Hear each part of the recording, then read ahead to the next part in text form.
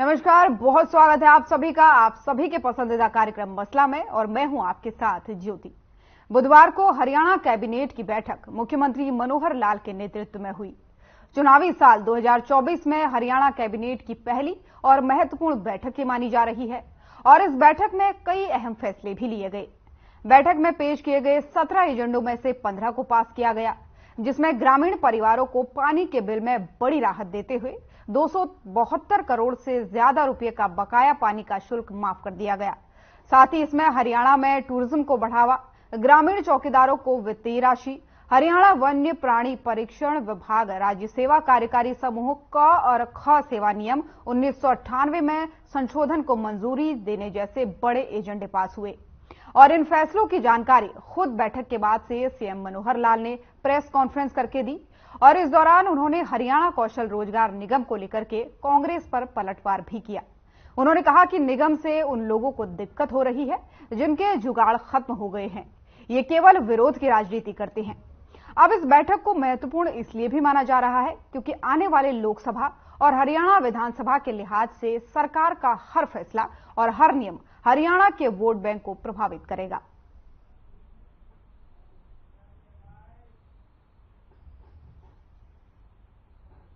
Cabinet meeting में कुल 17 agenda थे, जिसमें से चर्चा करने के बाद 2 एजेंडा ऐसे थे जिसमें छोटी मोटी कमी पाई गई, तो उसको अगली मीटिंग के लिए रेफर किया है।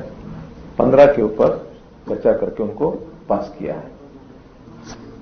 मुख्य रूप से उसमें फॉरेस्ट डिपार्टमेंट का एक एजेंडा था जिसके अंदर चीफ वाइल्ड लाइफ वार्डन एक पोस्ट रहती है।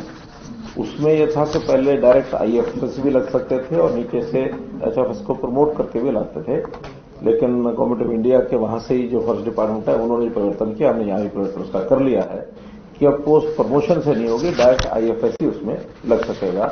तो ये एक विषय जो कुछ नेचर लवर्स हैं, फॉरेस्ट के लोग हैं, उनके लिए मतलब ये हो सकती है। एक विषय वैसे तो उसका निर्णय पहले कर लिया था, आपको बता भी दिया होगा कि फिर भी आज कैबिनेट में फॉर्मली उसको क्लियर किया गया है कि ग्रामीण परिवारों के जो पानी के बिल थे वर्षों से पेंडिंग थे, डिफॉल्ट अमाउंट काफी बड़ी हो गई थी, और 2013-14 में कभी टैंकियां बांटी गई थी। उन टैंकियों के हिसाब से उसी समय लागू किया था कि 20 रुपये महीना उनका पानी का बिल रहेगा। टैंकी लगने के बाद लोगों ने टैंकियां ले ली, पानी के बिल मुझे लगता कभी इश्यू भी हुए होंगे। अब डिपार्टमेंट को जब लगा कि ये विषय तुम्हारा पेंडिंग पड़ा है, उस समय उनके सबके बिल भेजे गए, और जब ज्यादा बिल लगे तो सब लोगों ने कहा कि इतने साल के बिल एक साथ भेजे गए हैं। हमें भी लगा कि ये ठीक नहीं है, तो कम से कम जितना बिल कोई भी सामान्य व्यक्ति पे कर सकता है उतना ही उसको देना चाहिए। उसको 2,000, 5,000, 10,000 बिल भी हो गए थे। हमने निर्णय लिया कि उन सब का अनुसूचित जाति के नाते से बिल का दर है 20 रुपये महीना। और इन सब तमाम मुद्दों पर चर्चा के लिए हमारे साथ मेहमानों का पैनल जुड़ गया है। सबसे पहले परिचय आपका उनसे करवा दूं। भूपेंद्र गहलावत जी, प्रवक्ता बीजेपी, हमारे साथ जुड़ गए हैं। अंश वत्स जी, प्रवक्ता कांग्रेस, हमारे साथ जुड़ गए हैं। रजवंत डहीनवाल जी, प्रवक्ता इनेलो, हमारे साथ जुड़ गए हैं। सबसे पहले बहुत बहुत स्वागत है आप सभी मेहमानों का इस खास कार्यक्रम में। सबसे पहला सवाल भूपेंद्र जी आपसे करना चाहूंगी। आज कैबिनेट की बैठक हुई और काफी अहम ये बैठक हुई, कई बड़ी घोषणाएं भी इसमें हुई, लेकिन सबसे बड़ा जो फैसला माना जा रहा है वो जो 350 करोड़ से ज्यादा की जो सौगात, जो बिल माफ किया गया है गरीब परिवारों का, ये एक तरीके से बहुत अच्छी पहल भी है, एक अच्छा कदम भी है। लेकिन क्या ये जो आने वाले चुनाव है उनके मद्देनजर लिया गया या फिर कोई और नीति इसके पीछे सरकार की है? देखिए ज्योति जी, सबसे पहले तो मैं आपको, अपने पैनलिस्ट साथी को और दर्शकों को नमस्कार करता हूं। फिर मैं आपके सवाल पर आता हूं। देखिए, जब भी हरियाणा कैबिनेट की कोई भी मीटिंग होती है उसमें हमारे जो प्रदेश के लोग हैं उनके लिए कोई ना कोई कल्याणकारी योजनाएं उस मीटिंग में आती हैं। ये कोई चुनाव की बात नहीं है। कभी भी हमारी जो भी मीटिंग हुई उसमें कोई ना कोई एजेंडा लोगों की भलाई के लिए होता है। आज जो मुख्य तौर पर एजेंडा जो इसमें पास हुआ, जो गरीब लोग थे और जो पैसा नहीं भर सकते थे पानी के बिलों का, और 13-14 में जो टंकी लगाई गई थी उसके बाद कोई बिल नहीं भर पाए थे, पेंडिंग थे, तो उनका हमने 375 करोड़ रुपया माफ करने का माननीय मनोहर लाल जी ने किया, हमारी कैबिनेट ने उसको पास कर दिया और उसमें यह कर दिया कि सिर्फ 1 साल का जो पैसा है वो सिर्फ उनसे वसूल किया जाएगा और वो भी जो एससी कैटेगरी के उनसे 20 रुपया पर मंथ और दूसरों से जनरल कैटेगरी से 40 रुपये पर मंथ। और अगर वो एकदम भी पूरा साल का नहीं पे कर सकेंगे तो उनको 1 महीने के साथ जोड़कर 40 रुपये महीने के हिसाब से और 80 रुपये महीने के हिसाब से वो पे कर सकते हैं। देखिए ये तो कल्याणकारी योजनाएं हैं, पहले भी हम लेते आए हैं। फिर दूसरी बात, जो चौकीदार हैं उनका वेतनमान 7,000 से बढ़ाकर 11,000 रुपये कर दिया और उनको साइकिल अलाउंस के लिए 3,500 रुपये और वर्दी के लिए 4,000 रुपये दिए। और सबसे बड़ी बात यह है कि जो कैबिनेट में पास करनी जरूरी थी, जब वो रिटायर होते तो एक मुश्त उनको 2 लाख रुपए दिए जाएंगे और वो जो कोई डेथ हो जाती थी तो उसका रजिस्ट्रेशन कराने जाते थे, उनको 300 रुपये मिलते थे, उसको बढ़ा के 400 रुपये कर दिए। और जो टूरिज्म की बात थी उसमें कुछ एरिया जो प्रतिबंधित था उसमें भी एक इको का सिस्टम लगा करके उसको भी टूरिज्म के लिए खोलने की बात हुई है। और दूसरा मैं कहता हूं जो वाइल्ड लाइफ का जो प्रमोशन से पोस्टें भरी जाती थी वो अब सीधी IFS से भरी जाएंगी, प्रमोशन से नहीं भरी जाएगी। ये भी अमेंडमेंट करके ये भी सरकार ने निर्णय लिया है। और मैं कहता हूं कि बहुत सारी कल्याणकारी जो योजनाएं हैं वो सरकार के आगे भी विचाराधीन है, वो हर मीटिंग में कुछ ना कुछ फैसले होते रहेंगे और हमारा प्रयास रहता है कि हमारी जनता को, प्रदेश की जनता को हर तरह की सुविधा मिले। इसमें हमारी कैबिनेट समय समय पर फैसले लेती रहती है। ठीक है भूपेंद्र जी।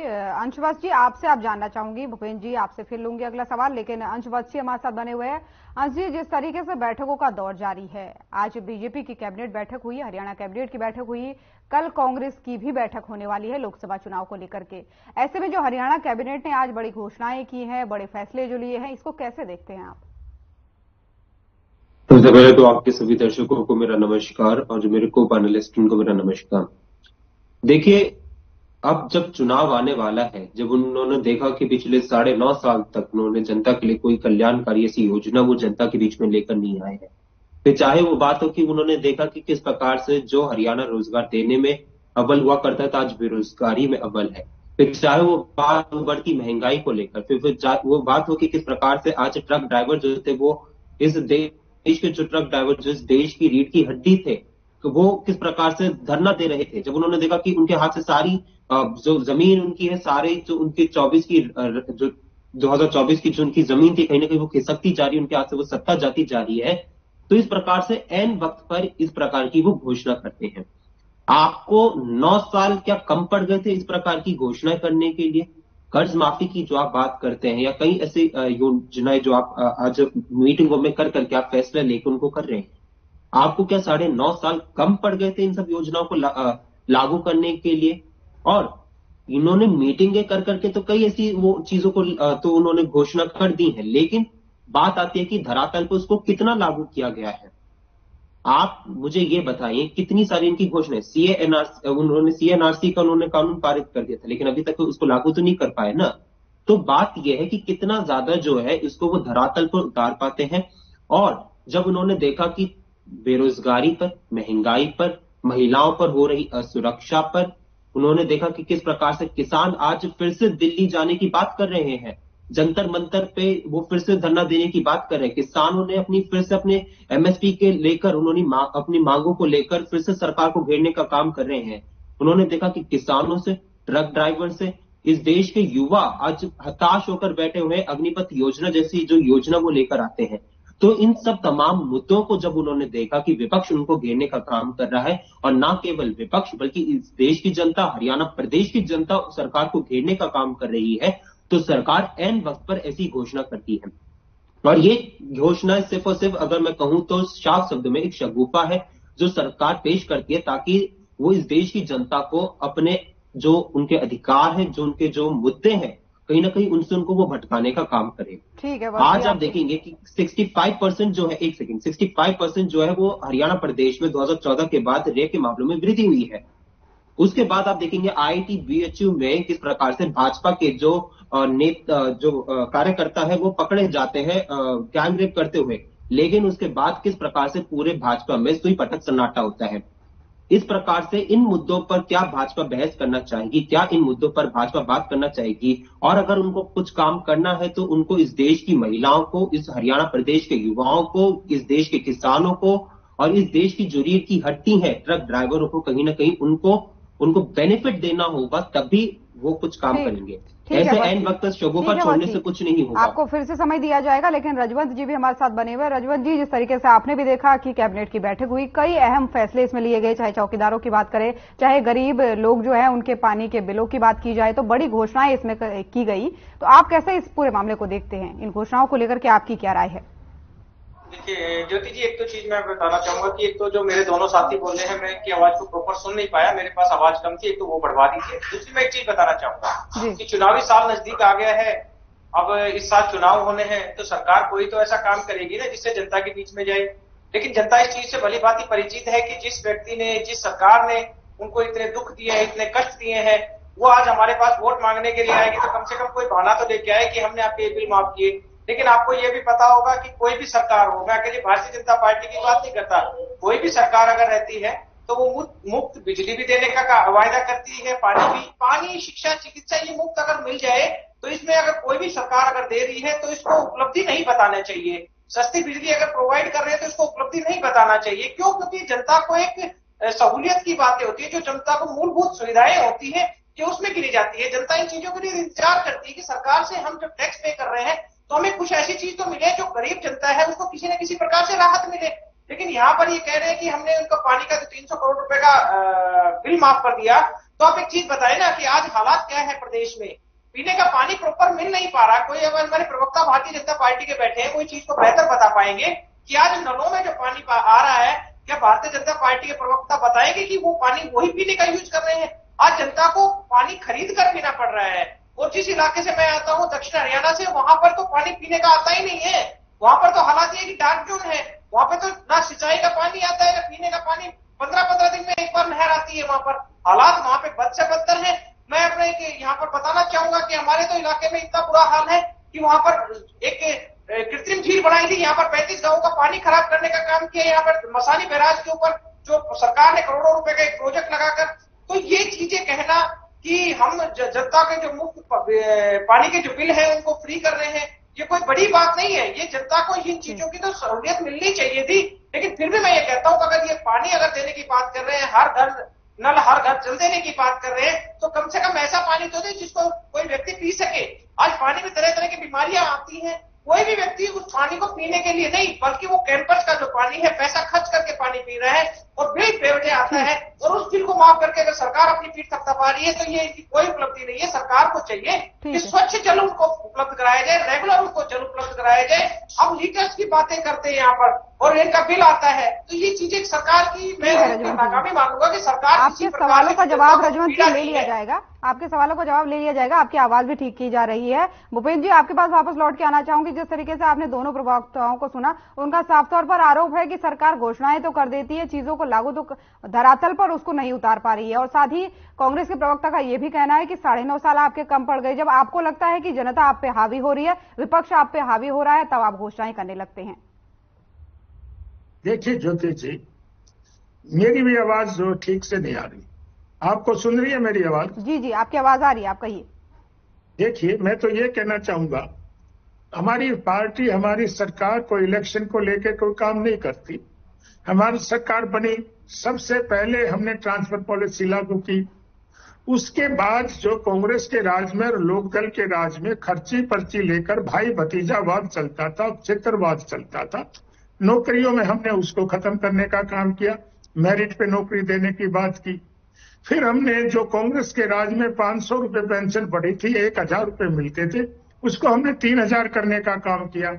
हमने 5 लाख रुपए की आयुष्मान योजना के तहत काफी लोगों को उसका लाभ देने की बात की, चाहे चिरायु योजना के तहत लाभ देने की बात की, और चाहे पीले कार्ड बना करके लोगों को राशन और दूसरी सुविधा देने की बात की। लेकिन विपक्ष कह रहा है, भूपेंद्र जी, विपक्ष का साफ तौर पर ये कहना है कि आपकी योजनाएं बस कागजों में होती है, धरातल पर उसका कुछ नहीं दिखता है। मैं कहता हूं कि कितने लोगों को राशन मिल रहा है, आपको तो सब पता है। कितने लोग राशन लेके हर साल जा रहे हैं, कितनी 1,06,000 नौकरियां हमने बिना खर्ची पर्ची के दी। ठीक है, और मैं कुछ कहना चाह रहे हैं, आऊंगी आपके पास, लेकिन भूपेंद्र नहीं, देखिए मैं कहता हूं ये तो प्रूफ है। जो कांग्रेस के राज में नौकरियां लगी थी 13 लिस्टें तो उनकी कैंसिल हो गई। ये तो प्रूफ है, माननीय उच्च न्यायालय ने किया है। और जो लोकदल के समय में नौकरियां लगती थी, आपको पता है कि 10 साल कैसे सजा काट कर इनके नेता आए थे, कैसे लिस्ट बदली जाती थी। इनका तो प्रमाणित हो गया। ये भी लोग क्या बोलते हैं इन बातों के ऊपर। और खास तौर पर तो मैं कांग्रेस की बात करूं, क्योंकि लोकदल की तो 1% राय आई थी, इनका तो कोई महत्व नहीं है। कांग्रेस की जब मैं बात करूं, दोनों इनके नेता राष्ट्रीय स्तर पर माँ बेटा जमानत पर है और यहाँ बाबू बेटा जमानत पर है। ये किस मुंह से कैसे ये बातें करते हैं, मुझे समझ नहीं आती। ठीक है, एक जो सरकार है जो पूरी तरह से पारदर्शिता के तहत सारे काम कर रही है। ठीक है, वत्स जी कुछ कहना चाह रहे हैं, पहले उनका जवाब सुन लेते हैं। जी वत्स जी, कुछ कहना चाह रहे हैं आप? भाजपा के प्रवक्ता ने बात करी कि ये चुनाव को लेकर काम नहीं करते हैं।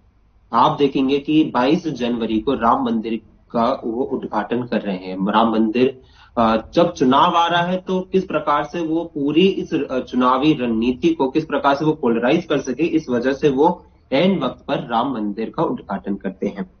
उन्होंने बात करा रोजगार देने की कि इनके समय पे इस प्रकार से रोजगार मिलता था, हमारे समय पे आपत्ति है राम मंदिर के उद्घाटन की? नहीं, हमें आपत्ति नहीं है। हमें आपत्ति है टाइमिंग को लेकर हमें आपत्ति है कि किस प्रकार से पोलराइज कर रहे हो आप। क्या भाजपा के प्रवक्ता ये कहेंगे कि वो राम मंदिर को लेकर क्या जनता के बीच में नहीं जाएंगे कि भैया हमने राम मंदिर बनाया, हमने ये सब करा? राम मंदिर जो एक आस्था का विषय है कि मेरा आस्था का विषय मेरे हिसाब से कि मेरे को कैसे भगवान की सेवा करनी है, मेरे को किस प्रकार से भगवान की पूजा अर्चना करनी है, कि मेरा एक व्यक्तिगत एक आस्था का विषय है। लेकिन इस प्रकार को राजनीतिक तरीके से उसको पेश करना, हमें उस चीज को लेकर आपत्ति है। भाजपा के प्रवक्ता ने बात करी कि इनके राज्य में इतने इस हिसाब से नौकरियां मिलती थी, उनके समय पे उस हिसाब से नौकरियां मिलती थी। लेकिन आज असलियत यह है कि आज भाजपा के राज्य में वो नौकरियां ही नहीं मिल रही है। 2 लाख से अधिक सरकारी पद खाली है भाजपा के राज्य में। अगर मैं राष्ट्रीय स्तर की बात करूं तो आज 60 लाख से अधिक सरकारी पद खाली है। क्या भाजपा के प्रवक्ता ये बताएंगे, इसका जवाब देंगे कि वो 2 लाख से अधिक सरकारी पद वो कब भरने का काम करेंगे? क्या भाजपा के प्रवक्ता ये बात बताएंगे कि जो मोदी जी ने रोजगार मेला के तहत 10 लाख रोजगार देने की उन्होंने बात करी थी, लेकिन अभी तक मात्र वो 3 लाख रोजगार भी नहीं दे पाए, और जितने को भी उन्होंने वो जो रोजगार देने की बात करी है सिर्फ वो मात्र पर्ची देने का काम किया, जो कि एक डाकिया भी कर सकता है। तो क्या भाजपा के प्रवक्ता ये बताएंगे कि वो 2 करोड़ रोजगार सालाना देने की उन्होंने वादा किया था, घोषणा किया था 2014 से पहले, उसको वो कब धरातल पर उतारेंगे? 2 लाख से अधिक सरकारी पद हरियाणा के युवाओं को कब भरकर उनको रोजगार मिलेगा, और कब उनके ये झूठे जो जुमले हैं कब वो बंद होंगे, और कब जनता, हरियाणा की जनता को असल उनकी बात, असल उनकी नीतियां दिखने को मिलेंगी? ठीक है वत्स जी। रजवंत जी भी बने हुए। रजवंत जी, क्या आपको अब आवाज आ रही है? मेरे को आवाज बेहतर आ रही है। आपने दोनों प्रवक्ताओं को सुना, क्या कुछ जवाब देना चाहेंगे आप भूपेंद्र जी के जवाबों का?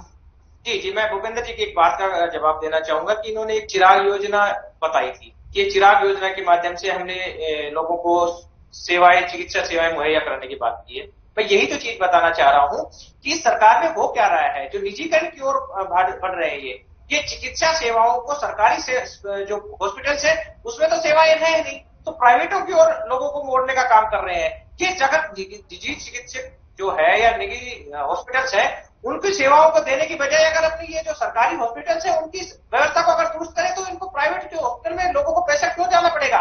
मैं एक चीज बताना चाहूंगा, चिराग योजना इन्होंने निकाली थी।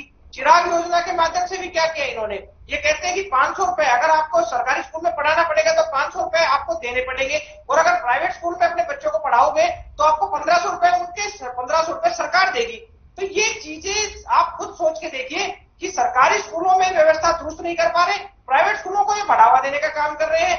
यहाँ पर ये इस सरकार में सबसे बड़ी क्या हुआ कि HKRN, ये ठेकेदारी प्रथा को खत्म करने की बात तो करते थे, लेकिन आपने देखा यहाँ पे डॉक्टर्स की, PGT लेक्चरर्स की जो गेस्टेड पोस्ट है, SDO की भर्ती, वो ठेकेदारी प्रथा पे यानी HKRN के माध्यम से कर रहे हैं, और ये कहते हैं कि हमने रोजगार देने का काम किया है। यहाँ पर रोजगार मिल नहीं रहा, युवाओं के साथ बेरोजगारी का एक भद्दा मजाक किया जा रहा है। असल में ये सरकार पूरी तरह से फेल है। अब चुनावी साल आ गए, 2024 में जनता इनका इंतजार कर रही है कि हमें एक मौका मिले कि किस प्रकार से हम इस सरकार से पीछा छुड़ा सके, वो उसके इंतजार में है। और इन्होंने जिस प्रकार से पूरे जो 4.5 साल का शासन गठबंधन का और उससे पहले 5 साल का जिस प्रकार से इन्होंने लाठियां चलाकर जनता पर राज करने का काम किया है, कोई भी व्यक्ति अगर आज आवाज उठाता है तो उसको लाठियों से पीटा जाता है।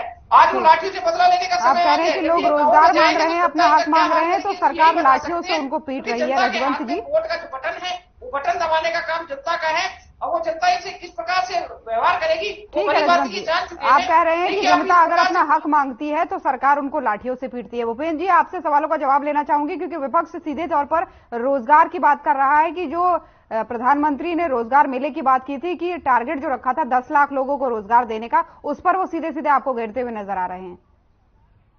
देखिए, पहले तो मैं ज्योति जी हरियाणा की बात करूं जी। 63,000 नौकरी अभी हमारी अंडर प्रोसेस है, जिनको हम 2 महीने के अंदर पूरा करके लोगों को नौकरी देने की बात करें। और ये जो कांग्रेस के प्रवक्ता है, कोई भी प्रवक्ता इनका आए, इनसे इनकी बात पूछोगे उसका जवाब नहीं देंगे। अगर ये 5 मिनट बोलेंगे तो 5 मिनट ये सिर्फ भारतीय जनता पार्टी की बात करते हैं। मैंने इनसे पूछा, इनकी 13-14 लिस्टें कैंसिल हो गई तो ठीक है भूपेंद्र जी, इसको आपका फाइनल कमेंट भी मैं समझूंगी। जो इंस्पेक्टर भर्ती हुए 18 लोग जो थे, जिसमें से 9 इन्होंने अपने रिश्तेदार लगा लिए और माननीय उच्च न्यायालय ने उस लिस्ट को संदिग्ध मान लिया। ये उसके बारे में जवाब नहीं देंगे। और इन्होंने कहा राम मंदिर की आस्था पर भी इनको सवाल है। इनके जो राष्ट्रीय अध्यक्ष रहे हैं राहुल गांधी जी, वो तो कहते हैं कि राम तो काल्पनिक है, राम तो थे ही नहीं। और इनका जो गठबंधन है, उसके गठबंधन का एक साथी ये कहता है हम तो इंडी गठबंधन तो सनातन धर्म का नाश करने के लिए बना है। इनको कोई आस्था नहीं है। और दूसरा, हमने 370 हटाने का काम किया, उसमें कांग्रेस कहती है कि ये भी इन्होंने गलत कर दिया। अरे भाई, हम देश के, हमारी जो राष्ट्रीयता है इस पर किसी को कोई शक नहीं। हम नेशनल इंटरेस्ट में सारे कार्य करते हैं। हम कांग्रेस की तरह अपना घर बनने की बात नहीं करते और न ही हमारे नेता इटली में जाकर जश्न मनाने का काम करते हैं। वो लोगों के बीच में रहते हैं, लोगों की सेवा करते हैं। समय हमारे पास कम है भूपेंद्र जी, इसको आपका फाइनल कमेंट हमने समझा। आपको जवाब इस चीज का देना है। रजवंत जी, फाइनल कमेंट इसका आपको समझूंगी, 15 सेकंड बस आपके पास है। जी, मैं यही कहना चाहूंगा कि भाजपा के प्रवक्ता कभी इस चीज को लेकर जवाब नहीं देंगे कि किस प्रकार से उन्होंने युवाओं को ठगी करने का काम किया है। 2 करोड़ रोजगार सालाना देने की बात करके आज वो 10 लाख रोजगार पर आ गया। 10 लाख रोजगार भी वो कब देंगे, इसका भी वो जवाब नहीं दे पा रहे हैं। भाजपा के प्रवक्ता इस चीज को जवाब नहीं देंगे कि महंगाई को कैसे कम करेंगे और महंगाई कम करने को लेकर भी कभी जवाब नहीं दे सकते। तो ये भाजपा की रजवंत जी, आपका फाइनल कमेंट चाहूंगी। ज्योति जी, मैं यही कहना चाह रहा था कि जिस प्रकार से बीजेपी के प्रवक्ता ने राम मंदिर की बात की है, मैं इनसे यही तो पूछना चाह रहा हूं कि राम क्या भारतीय जनता पार्टी ने गोद ले रखा है? राम सबके हैं, पूरे देश के हैं, पूरे विश्व के हैं। राम मंदिर के लिए आप निमंत्रण देने वाले कौन होते हैं? हमारी इच्छा है हम सबके लिए जाएंगे। आप राम मंदिर की बात ना करें, आप बात करें देश में विकास कैसे होगा उसकी बातें करें ना, लेकिन उसकी बात नहीं करेंगे। ये कभी भी ये नहीं बताएंगे कि इन्होंने कैसे लोगों को रोजगार दिया है, इन्होंने अर्थव्यवस्था को, या ये कह सकते हैं कि इन्होंने व्यवस्था कैसे करने का काम किया है। ये बात करेंगे जाति और धर्म, क्योंकि समय कम है। बहुत बहुत धन्यवाद आप सभी मेहमानों का हमारे साथ जुड़ने के लिए।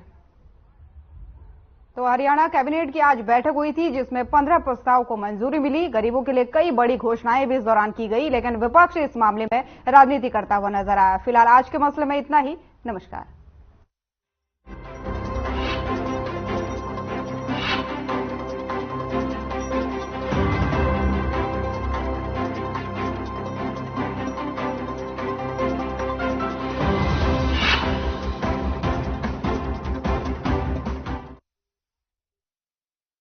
faster.